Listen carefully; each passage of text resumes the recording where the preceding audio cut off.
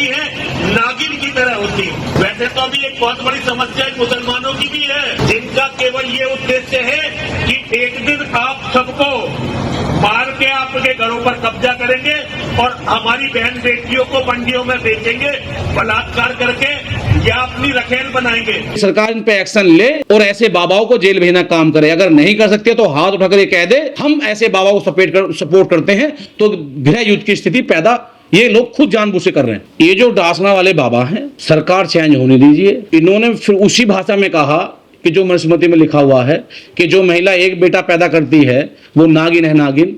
तो क्या इस देश की करोड़ों महिलाएं नागिन हैं? अगर ये महिलाएं जागरूक हो जाए ना, और जो इन्होंने नागिन कहा है तो ये डस भी लेती है, नागिन खत्म कर देती है। कहाँ है महिला आयोग? मौन बना बैठा हुआ है। महिला आयोग की अध्यक्ष एक महिला है, इनकी भाषा में वो नागिन है, इच्छाधारी नागिन, जो ऐसे बाबाओं की जीभ पर लगाम नहीं लगाई जा रही। ये बाबा 15 दिन होते नहीं है कभी मेरे मुस्लिम भाइयों पे, कभी एससी भाइयों पे, कभी ओबीसी भाइयों पे, और अब तो हद हो गई। मैं ये भी कह सकता हूं कि हमारी 9 देवी के रूप महिलाओं में होते हैं, तो मैं यानी कि देवी समान महिला को नागिन कहा गया। नागिन महिला आयोग क्या कर रहा है? प्रदेश के मुख्यमंत्री क्या कर रहे हैं? केंद्र की सरकारें क्या कर रही हैं? ये सोचने पे मजबूर हो कि ये इतना बड़ा शब्द क्यों कहा गया। एक तरफ तो केंद्र सरकार ये कहती है बच्चे 2 ही अच्छे, अगर कोई एक बच्चा अपनी मर्जी से कर रहा है तो उसमें कौन सी आपत्ति है? तुम्हारे लिए बच्चे पैदा किए जाएं, तुम्हारे बच्चे IAS PCS बने, डॉक्टर बने, तुम्हारे परिवार के लोग मुंह मलाई मारे और आम जनता के लोग तुम्हारे इन ढोंगी बाबाओं के चक्कर में आकर सेना में भर्ती हो और वो जो हिंदू मुस्लिम करें। जितने बाबा हैं इनके परिवार में जाकर देखिए, इनके परिवार के लोग, कोई गलगोटिया, कोई बजाज, कोई ABS, बड़े बड़े, कोई काइट, बड़े बड़े कॉलेज में जिनकी मेहनतली फीस ही जो मतलब जो सालाना फीस होती है किसी 20 लाख, किसी 25 लाख, कोई MBA कर रहा है, कोई विदेश में कर रहा है, और आम जनता इनके इन भाषणों में पिस रही है। और इससे बड़े शर्म की बात नहीं हो सकती जो महिलाओं को इतने गंदे शब्द से कहे नागिन। तो इससे बड़े मूर्खता की बात क्या होगी कि जो धर्म की आड़ में भगवा चोला पहन करके भगवे चोले को बदनाम करने का काम कर रहे हैं। इस चोले को हम भी सलाम करते हैं। ये चोला जो है भगवा, ये एक आस्था है, ये एक सन्यासी का है। त्याग मोह त्याग करके लोग महाराज बनते हैं। उन्हें किसी भी धन दौलत, किसी राजनीति से मतलब नहीं होना चाहिए। अना होता था। आज से पहले हमने बाबा बहुत देखे जो इस धन दौलत से त्याग पाठ दे देते थे। ताकत तो गौतम बुद्ध भगवान को देखिए, उन्होंने भी एक चोला पहरा, उन्होंने अपना राजपाट छोड़ दिया। और ऐसे बाबा या तो खुल कर राजनीति में आइए, फिर तुम्हारा इलाज करें हम। जब इलाज होता है तो मैं बाबा हूं, मैं सन्यासी हूं, और ना तो फिर राजनीति करते हैं, भेदभाव करते हैं, ऊंच नीच की बात करते हैं, ना लिंग पुरुष में भेद करते हैं, महिलाओं को नागिन कहते हैं। तो क्या ऐसे ही बाबाओं ने महिलाओं को कुंठा, बांझ, कुलक्षणी कहा था? उनके लिए जो नाम दिए गए थे, एक भी बाबा आप लेकर के दिल्ली के इस कोने से और लखनऊ के लास्ट के उस कोने तक कोई बाबा नहीं बचा हुआ जिसने महिलाओं को अपमान नहीं किया। कोई कहता है बाबा कि जो महिला 25 साल से उम्र होती है खाली पिलोट होता है।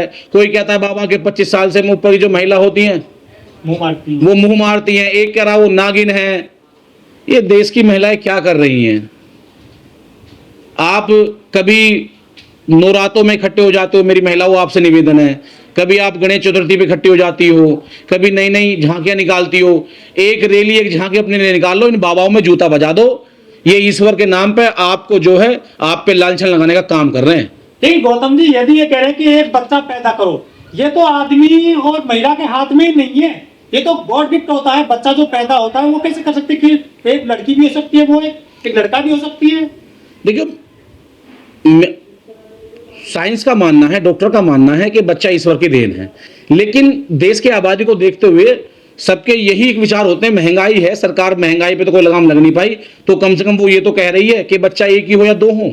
लेकिन जो ये कहना चाहते हैं बाबा कि एक ही बच्चा हो और वो लड़का हो, तो ये तो महिलाओं का अपमान है। इसमें मेरा ज्यादा कहना नहीं है, मेरा बस ये कहना है कि महिला आयोग को एक्शन लेना चाहिए और इन बाबाओं पे लगाम लगानी चाहिए। ना तो पूरी दुनिया में देश की कितनी बेइज्जती कराओगे, कितनी किरकिरी कराओगे। जिस देश में महिलाओं को नारी शक्ति के रूप में, देवी का रूप माना जाता हो, और एक ढोंगी बाबा उसे नागिन कह दे, लांछन लगा दे, अपशब्द कह दे, तो वो मर्यादिक बयान जो है, जो तार तार करते हैं, उन मर्यादों पर लगाम लगनी चाहिए। लेकिन सरकार नारा देती है कि बेटी बचाओ, बेटी पढ़ाओ, बेटों को आगे बढ़ाओ। ये बाबा जो है बेटों की बात कर रहा है, ये भेदभाव करते हैं बेटा बेटी में। देखिए मैंने कहा नहीं, जिस मनुस्मृति में जिनको ये अपना ग्रंथ बता रहे हैं वहां नारी को अपमान कभी सम्मान मिला ही नहीं, अपमान ही किया गया।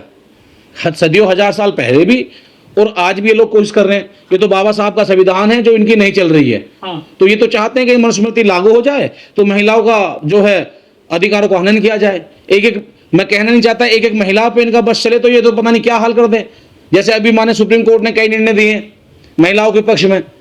अब ये तो चाहते हैं कि महिलाओं को जो है सिर्फ एक जो है बच्चा पैदा करने की मशीन बना दी जाए। इनके शब्दों में है ये जो कह रहे हैं ये कि महिला सिर्फ बच्चे पैदा करते रहे, इनकी सेना में बच्चे इकट्ठे होते रहे और ये जो है उन पे जो है लड़वा करके अपनी राजनीति करते रहे। मतलब यात्राओं में ले जाए लड़कों को। बिल्कुल, मैं बार बार कह रहा हूं, गौतम बुद्ध भगवान ने कहा है, बाबा साहब ने कहा है कि अपने बुद्धि विवेक से निर्णय लें। साफ जग जाहिर है जो आज हमारी बहन बेटियां जो पढ़ाई कर रही हैं, जो आज IAS PAS बन रही हैं, वो अपने फंडामेंट्स राइट की बात करते हैं। अरे बाबा उन्हें कपड़े देख के जज करते हैं। अरे यार, एक तरफ तो हम बात कर रहे हैं अमेरिका की, फ्रांस की, जापान की, और दूसरी तरफ हम अपने देश को खड्डे में लेकर जा रहे हैं। यार कोई क्या पहन रहा है, क्या ओढ़ रहा है, क्या वो उनकी अपनी पर्सनल जिंदगी है, तुम कहां से उस पर लगाम लगाओगे। लेकिन हमारे देश में तो लड़कियां प्रधानमंत्री बनी है, आज राष्ट्रपति हैं द्रौपदी मुर्मू, मुख्यमंत्री रही हैं बहन जी, और वो ममता बनर्जी भी हैं, जो वित्त मंत्री है सीतारमण है। महिला तो सबसे आगे जा रही है। आज ये भेदभाव क्यों करते हैं लड़की लड़कों में? ये देखो, भेदभाव ये इसलिए करते हैं क्योंकि जब महिला आगे बढ़ेगी, किसी भी घर की महिला हो, तो उसके घर की उन्नति होगी। क्योंकि सबसे पहले माँ होती है जो अपने बच्चे को सही संस्कार देती है, और जब संस्कार सही मिलते हैं तो बच्चा तरक्की करता है, चाहे वो लड़की हो या लड़का हो। और जब तुम महिलाओं को बंद कोठरी में बंद कर दोगे, उन्हें दासी बना दोगे, उन्हें पढ़ने नहीं जाने दोगे, तो फिर कहीं विकास नहीं होगा। तो ये लोग नहीं चाहते इस देश को। ये देश अगर ये हमारा देश जितना पुरुष देश है उतना महिला भी है ये, क्योंकि सबको बराबरी का अधिकार है। संविधान में सबको एक समान समझा गया है, लेकिन ये लोग संविधान को नहीं मानते तो महिला को जब मानेंगे। तो इसके लिए हम लोगों को ऐसे बाबाओं पे कानूनी कार्रवाई करनी पड़ेगी। मैं बार बार कह रहा हूं, महिला आयोग मौन क्यों है जब देश की सब प्रथम नागरिक देश की राष्ट्रपति जो है द्रौपदी मुर्मू जी हैं, देश में जो फाइनेंस मिनिस्टर हैं वो सीतारमण जी हैं, तमाम ऐसी उत्तर प्रदेश की महिला आयोग की अध्यक्ष महिला हैं, वो एक्शन क्यों नहीं लेती, क्यों कार्रवाई नहीं करती। बाबाओं को सरकार का संरक्षण प्राप्त है। इन बाबाओं को गला जो है छोटी लोकप्रियता पाने के लिए हर 15 दिन में एक बयानबाजी करते हैं लोग, कभी महिलाओं पे, कभी मुसलमानों पे, कभी SC पे, कभी OBC पे, कभी पाकिस्तान पे, और इनका एक दाना भर भी योगदान देश की उन्नति में नहीं है। तो क्या ऐसे बाबाई जो है पेट में मरवा देते हैं बेटियों को, भ्रूण हत्या कराते हैं, लड़का चाहते हैं? वो हो भी सकता है, अगर जांच की जाए तो इन बाबाओं को कहीं ना कहीं से निकल के आएंगे। इसमें कोई जो है दो राय नहीं है। बाबा को जांच हो तो इनके काले चिट्ठे निकल के आएंगे। इस बाबा ने एक बात और बोली है कि हमें वैदिक राष्ट्र बनाना है। वैदिक, पहले कह रहे थे कि हिंदू राष्ट्र, उसके बाद में कह रहे हैं सनातन राष्ट्र, अब ये कह रहे हैं वैदिक राष्ट्र बनाना है। ये और पीछे से लेकर जा रहे हैं देश को वैदिक काल में। जिस वैदिक काल की बात कर रहे हैं ना, कम से कम चलो ठीक है, अगर मैं मनुस्मृति में आ जाऊं तो वेद काल में तो मैं इतना कह सकता हूं कि महिला नाम शब्द ही नहीं है। दासी, उदासी, सती प्रथा, जबरदस्ती महिलाओं को जला देना पति के साथ। मैं कोई बेचारी किसी का पति कोई एक्सपायर हो गया किसी दुर्घटना में, उसके बाद उसको जबरदस्ती दिलाना, ये है वो व्यवस्था। अगर मैं उस पर बात करूंगा तो हो सकता है कि लोग सुनने के बाद आश्चर्य हो जाएं।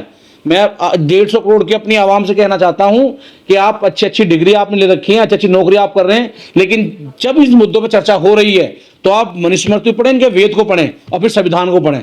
फिर आपको जरूरत नहीं पड़ेगी इन बाबाओं के चक्कर में झांसे मारने की। आप बात संविधान की करोगे, आप बात राष्ट्र की करोगे, आप बात देश की करोगे। इनके वाले राष्ट्र में तो जातिवाद है, हमारे वाले राष्ट्रवाद में तो 150 करोड़ की आवाम और बाबा साहब और संविधान है।